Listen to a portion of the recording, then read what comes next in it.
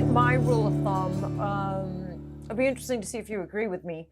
My rule of thumb, because I love both, organics and inorganics. I've been using both my whole career. I've never pitted one against the other.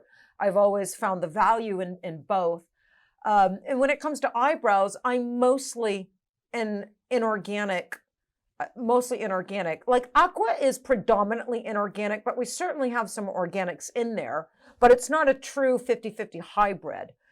We put some organic yellows and some organics in there to get this balance for a particular shade, but it's definitely predominantly inorganic. And then our loaded line is organic. But I personally, my rule for myself is I won't use an organic on someone that is sun damaged, super red, super pink, super ruddy. When I look at that skin and I think she's going to pull cool, I'm not going to use something that has the potential to be very long lasting and something that has more of a carbon base.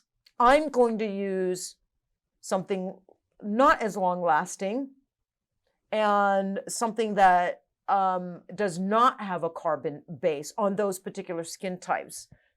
Like, what do you think about that kind of? Exactly the same. Yeah, exactly the yeah? same. You kind of vibe with me on that?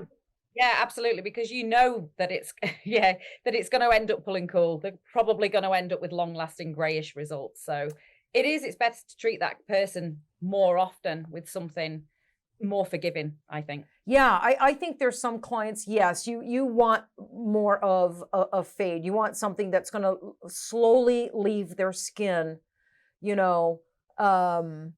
versus something that has the propensity to last much longer. So with that said, let me ask you about this. And I don't want that. This should not be a controversial subject. This should be an educational subject. But there are some iron oxide brands, new brands now, and in the marketing, it's stating that this particular, inorganic or iron oxide line will fade in 12 to 24 months. They're stating a time frame that this iron oxide line will leave the skin. I've never seen marketing like that before. I've never seen a pigment brand or a pigment manufacturer or a pigment chemist ever come out and state and give an exact timeline on when a pigment will leave the skin or how long a pigment will last in the skin. And before I give my kind of 2 cents on that, I want to know have you seen that first, and what are your thoughts on that? Yeah, it makes me a little bit nervous because I find that hard how can you predict when that's going to leave the body when you have no idea of the depth and technique of every artist using it and the different variables in all the clients? If you're saying that I think for newer artists, if I was brand new, I'd be thinking, well, I'm going to use that because because you're nervous in the beginning. You don't want your first brows to come back and bite you in the bum 2 years later. So, and that's probably exactly why those statements are being made, right? It's just marketing. It's just marketing. They're marketing to a particular segment of the industry because that's what you want to hear. Like, there's a lot of things I want to hear, and I wish were true. I wish when you looked at a color in the bottle, it healed that damn color in the bottle, but it doesn't, because there's so many variables. So yeah, I agree with you. It's that they're saying that I think that statement's being made to go after a certain, like the newbie or somebody that's had bad results with pigments lasting too long. Now promoting a line, an iron oxide line, as well. Don't worry, this will only stay in the skin 12 to 24 months. It's it makes me really, really uncomfortable. But if you tell your clients, oh, this pigment, look, it says it leaves the skin 12 to 24 months. What if it doesn't on that client? And then you yourself are open to some comeback on that. Yeah. I talked to a couple of chemists, and both of them were independent chemists. Not LI chemists. I have a really great relationship with two other pigment chemists that are completely, no association to LI, and it was really interesting talking to them.